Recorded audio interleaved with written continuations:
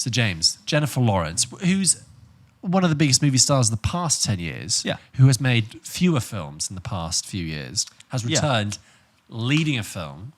Producing it too. Oh, really? Okay. An R-rated? 15. Yes, R-rated, raunchy sex comedy called No Hard Feelings.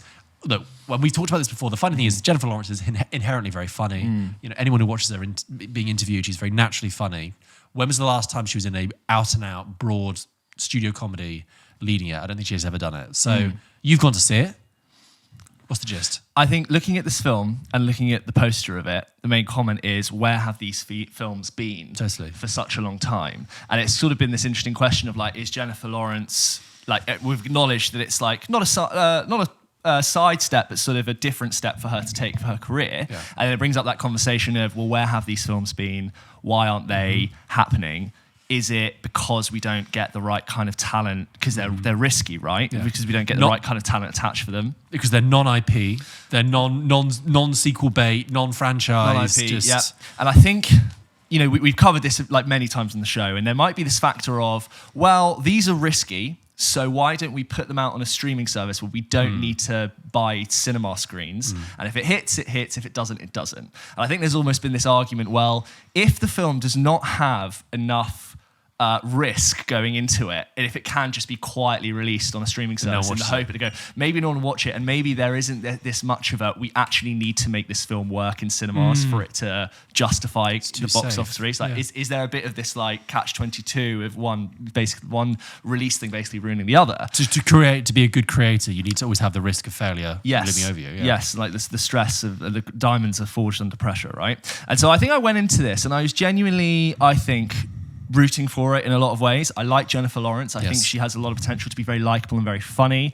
The concept, quite ridiculous, which you kind of know about it, don't you? Remind us. No Hard Feelings is all about a character played by Jennifer Lawrence who is 32 and lives in a seaside summer town called Montauk. I'm not really familiar with it. In Northern California. I believe that's sort of like Big Little Lies kind of area. Yeah, very beautiful. Lots of these like sailing boats come in, and during the summer months, all these rich white families flock to their summer homes. The whole town gets completely rammed.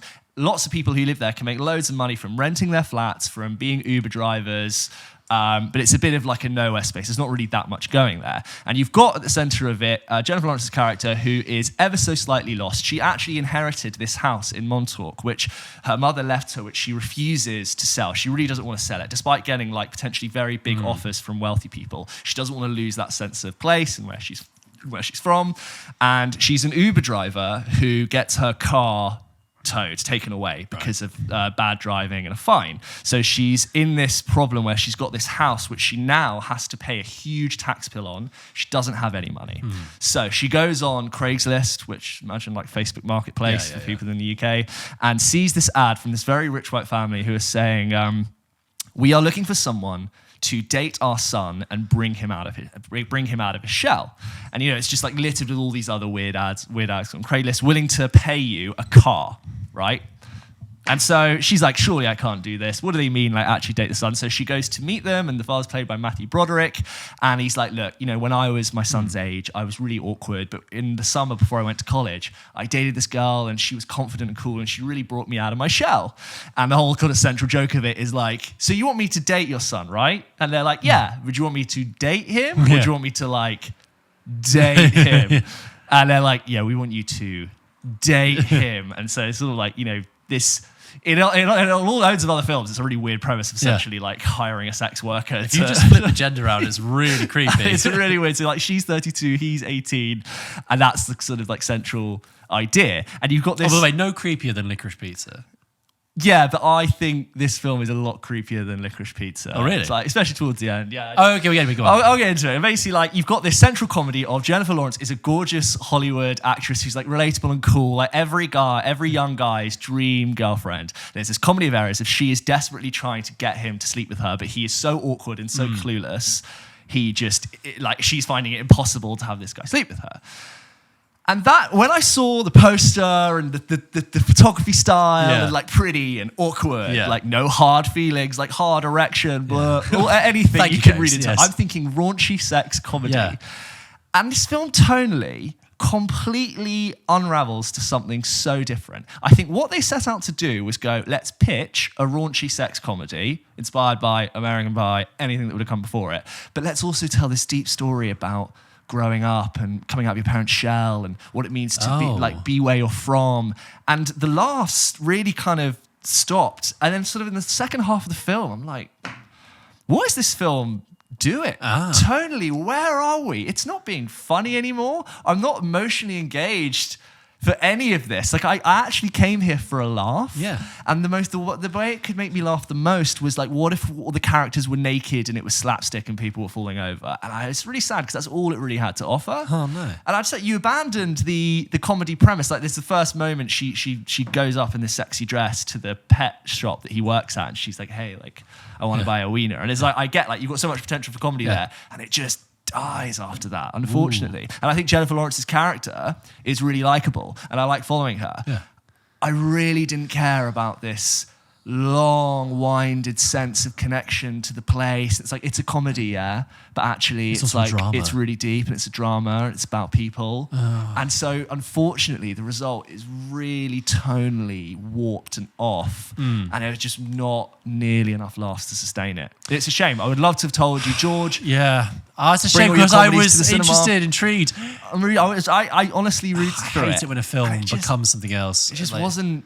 It really didn't buy enough comedy tickets to the raffle. I understand some of these things could be hit and miss. You really can't with it. I think when you have a very genre-specific film, horror, comedy, it's really it's not wise to abandon it and try for something else in the second act, or third act rather, because you expect a service. You've got in for a service. With horror, you expect to be scared all the way through. You don't expect it to sort of change into... Judd Apatow has gotten away with it at the expense of a very long comedy. Yes. Like in Funny People and Knocked Up, you go, this is really funny, but also I actually am really invested in these characters. They feel like real, rounded people. Do you know Judd Apatow's... the crime is his film's like 2 hours 40, but his scenes are... one serious, one funny, one serious, almost one funny throughout the entire films. Even in the third act, you're still getting funny bits. Yeah, the comedy's front loaded. Yeah, and it's sort of there. I really wasn't laughing that much.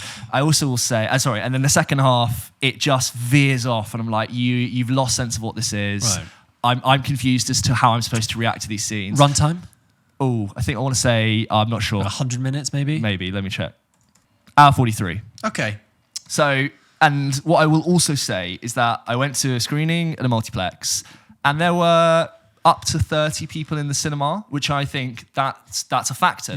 I'm here with an audience. Yeah. If the audience is laughing, that changes my laugh. There was not a single moment where I felt like we all laughed together at the joke. Yeah. And I don't think it clearly tells the audience, like, here's where you laugh now. And then you input all of this other stuff about, this thing about her mum and what her dad would have done. And I'm not saying I don't want depth in my comedy films. It just felt really misaligned. Do you think you set it up? Do you think there was an element they were like, oh, but this is Jennifer Lawrence, who's an Oscar-winning actress. Should we put a bit more drama in it? And they were like, no, we can't have her just do silly comedy because it looks like she's selling out. It's this identity crisis that the whole film has. And then like the moves that the character makes at the end, you could see from a mile off. Like if I just paused the film after 5 minutes and I said, George, what do you think is going to happen to this character by the end after the premise? You'd go, I reckon this will happen. And it's deep without being surprising. Do you know what it is? I mean, not to go on to a much bigger topic, which is something I've been tipping over my head for a bit, and I mentioned it in another episode, which is like the difference between films and movies.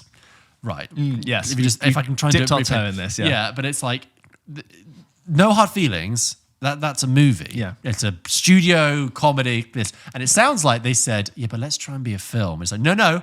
You're a movie. You're a movie, and stick to the movie bit, and that's fine. That's what we all came here for. But don't try and be a film, and that's a different thing. You've got to set that from the beginning if you want to. And the more it tries to be serious and tell a story, the weirder you're very kind of a little bit creepy. The creepy concept, I'm like quite happy to suspend my disbelief. But the more you try and like ground it and make the characters feel real, I'm like, well, this is just a weird thing altogether. You've got to almost do the opposite. Make it more eccentric. Make it more eccentric. Make it more out there. So I genuinely, maybe I had a bias. I was kind of rooting for it, and I just never really kicked into comedic gear. It's not biased to want to see a film and want it to be good. To like it. I'd love to be like, George, the comedies, get them out on the big screen, get all the big actors, call Julia Roberts again. No, I'm so sorry. It's just not quite there. Okay. Well, if you guys have seen No Hard Feelings and you agree with James? Hey, James. Hi, James. If you agree with James or disagree with James, let us know by emailing in to hello@pulpkitchenpodcast.com.